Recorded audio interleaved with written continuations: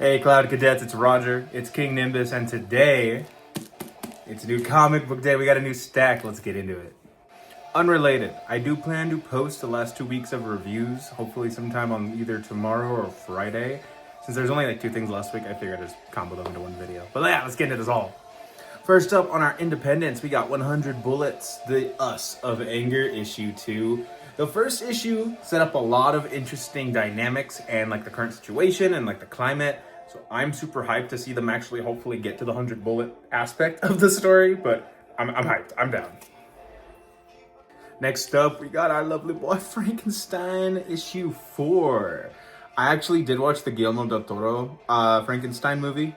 Beautiful, amazing. I am tempted to rewatch it to see if I can pick up on extra stuff.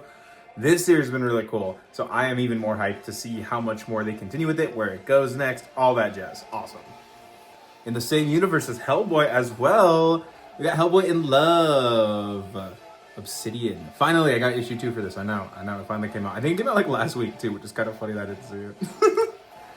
And next up, we got Ben 10 issue 4. I think it's only going to be a 5-issue little mini-series. There were some really cool covers with one of the main villains of Ben 10. I forget his name, but he's like the clown dude. I really just kind of like the alien artworks though, you know? So I was like, I kind of get it. Now, next up in our more kind of colorful Independence, we got Tank Girl.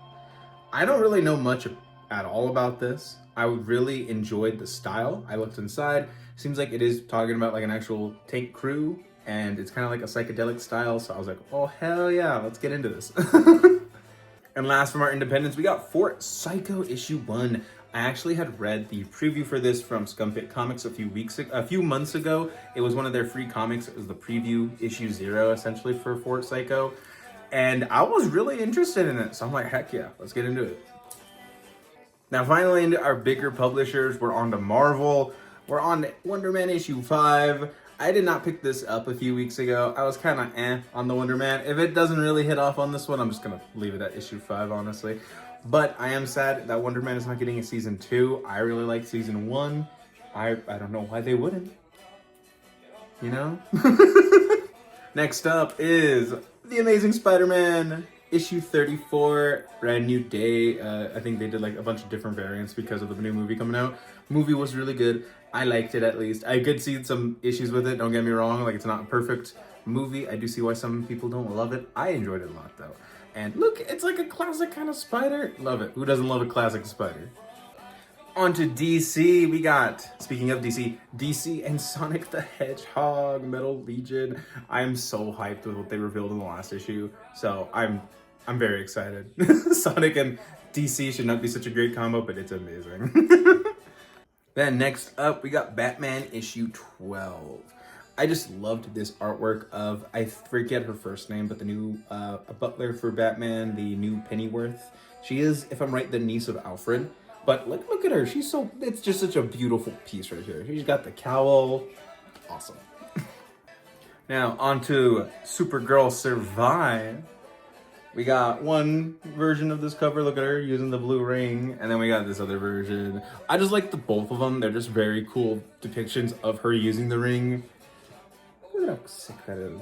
This series has been really cool. It's been a very interesting Elseworld story, and I just really can't wait to see more.